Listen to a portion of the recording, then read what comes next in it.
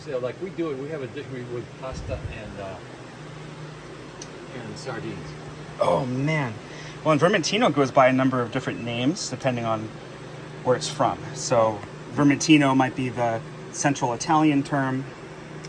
Up in Liguria, they'll call it Pigato, or Favorita, might be in Piedmont. Huh. And then in France, it has another name that's not coming to me at the moment. It'll come to me in a couple seconds. But Grattamacco, you know, they make wonderful red wines, and this is kind of a nice specialty of theirs. Bolgheri is right on the coast, and would be a wonderful place for a trip. I've never been there, but would love to go. And it's been great to see your interest in some of these northern Italian whites. Petite Arvine from the high mountain vineyards of Aosta Valley is a really special grape. And this is from nearby. It's from just south of Aosta Valley in Piedmont. The grape is called Timorasso.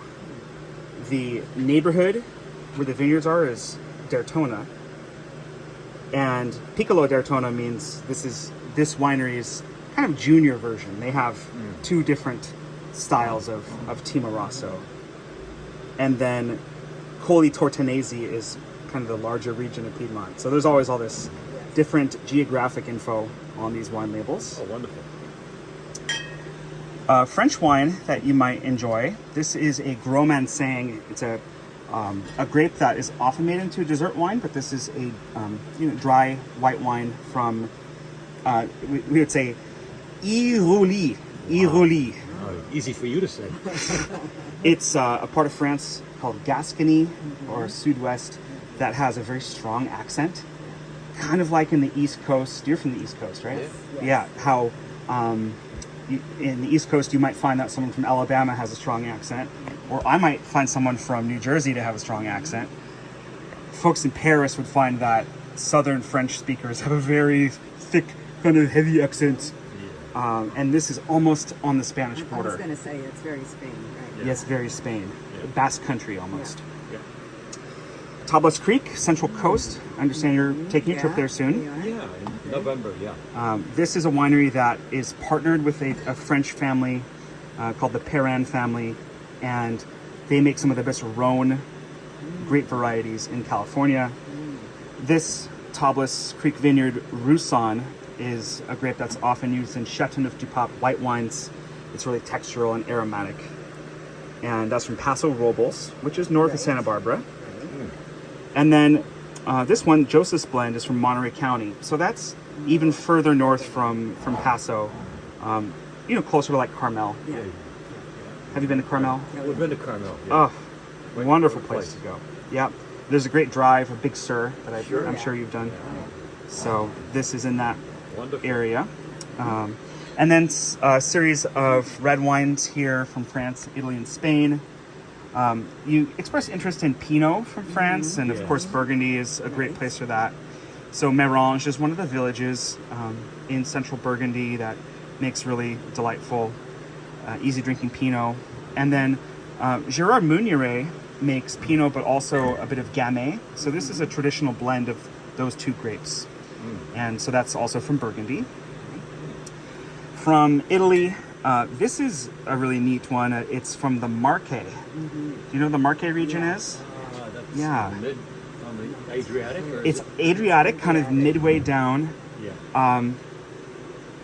sort of south of Veneto and Venice, but north of like Abruzzo and Puglia.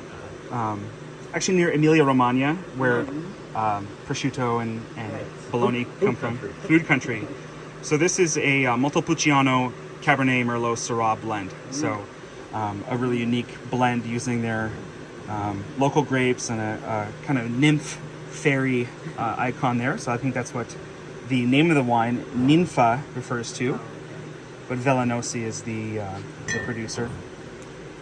And then a couple of Spanish classics here, both from Rioja. We have Rioja Reserva and Rioja Gran Reserva. You'll notice that the Reserva is actually a little bit older. It's 2012, and the Gran Reserva is relatively younger. But these were both released and imported to the United States around the same time. This winery, Lopez de Heredia, they age their wines longer than most other wineries. And so their Grand Reserva doesn't get released until it's like 20 years old. La Rioja Alta still ages their wines for a long time, but not as long. So that's sort of the difference there. And Reserva, Grand Reserva means that there's been aging time in the winery in oak barrels, and then also some time aging in the glass bottle. And these are both really lovely Tempranillo based wines. Tempranillo being the main Spanish variety for Rioja, but then there's a little bit of Grenache, Graciano, and Methuelo that support the blend. Just like in Bordeaux, Cabernet Sauvignon might be the majority, but then you have Merlot and Cabernet Franc that add different layers of nuance. Wow. Fabulous. Fabulous. It's right. Okay, great. Cheers.